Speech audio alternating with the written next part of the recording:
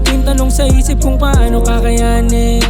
Oh, di ko din alam kung sinong masisisi. Ang daming naiisip, malawak na panaginip. Sarili ko gumuhit ng libro na tanging salarin yung utak kong makitid. Nakasubo na pala yung isa kong paa sa hukay, hindi ko na rin namamalayan. Kada hakbang ko ba abante ay mali, kaya pala unti-unti na rin napipilayan. Diyos ko, sobrahan nga ba sa paggamit ng wasto? Bakit ganto?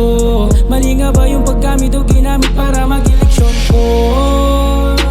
Oh, nalilito na rin sa nangyayari.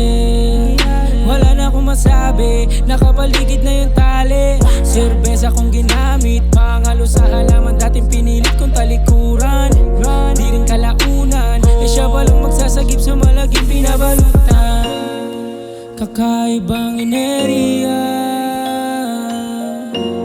sa taong tanggap na nanghihina.